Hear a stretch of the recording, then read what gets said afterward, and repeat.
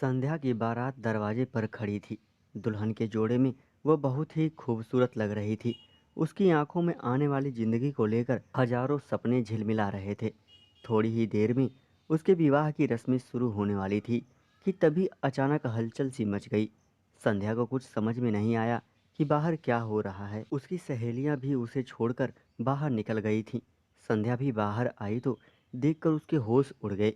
बात दरअसल यह थी कि उसका होने वाला पति धीरज उसकी बहन के साथ आपत्तिजनक अवस्था में एक कमरे में पकड़े गए थे। लड़की पक्ष के लोग तो दूल्हे को मारने पीटने को तैयार हो गए, लेकिन अब बात दोनों परिवारों की इज्जत की थी तो किसी तरह मामले को शांत करवाया गया। लेकिन अब दूल्हा जिद पर अड़ गया कि वह शादी नहीं करेगा, वह सिर्फ आरती से ही करेगा, क्योंकि वह आरती से प्यार करता है। आरती भी यही कह रही थी कि मैं भी धीरज से प्यार करती हूँ। यह सुनकर संध्या के पैरों तले से जमीन ही खिसक गई। धीरज बहुत ही हैंडसम और करोड़पति था। ज़्यादा धन दौलत देखकर आरती ने अपनी खूबसूरती के बल पर उससे अपने जाल में फंसाया था और अब जिद पर अड़ गई थी कि वह धीरज से ही शादी करना चाहती है। इधर धीरज भी उसके प्यार में अंधा हो चुका था। आखिरकार दोनों की जिद को देखते हुए और दोनों पक्षों के ना चाहते हुए भी उनकी शादी के लिए हाँ कर दी। संध्या संध्या पर तो दुखों का पहाड़ टूट पड़ा था। वह अपने कमरे में जाकर रोने लगी।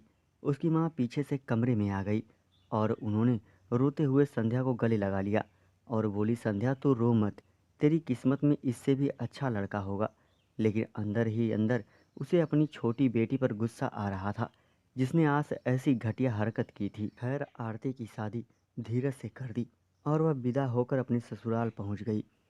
उसे तो इतना अमीर खानदान ससुराल के रूप में मिला था कि वह खुशी से फूले नहीं समा रही थी और धीरज भी इतनी खूबसूरत पत्नी पाकर खुश था। वह अपनी सुहागरात के लिए बहुत उतावला था।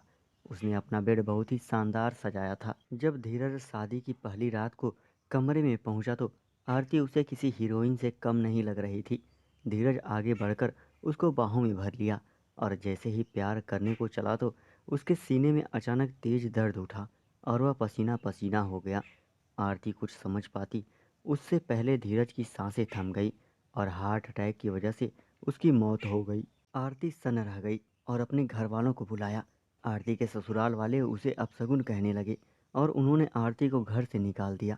आरती रोते रोते मायके आई, लेकिन संध्या यही सोच रही थी कि धीरज ने उसका दिल तोड़ दिया था और आरती ने भी उसके साथ विश्वासघात किया था, इसलिए ऊपर वाले ने शायद उन लोगों के लिए यही सज़ा निर्धारित की थी। संध्या इस बात से भी थोड़ी खुश थी कि अगर आरती की जगह उसने धीरज से शादी की होती तो शायद आरती की जगह वह विधवा की ज़िंदगी जी रही होती।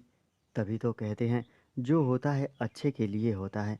आज आरती की कहीं भी इज्जत नहीं होती है, ना ही ससुराल में और ना ही मायके में। दोस्तों, चैनल को सब्सक्राइब करें और हिलाते रहें। Thank you.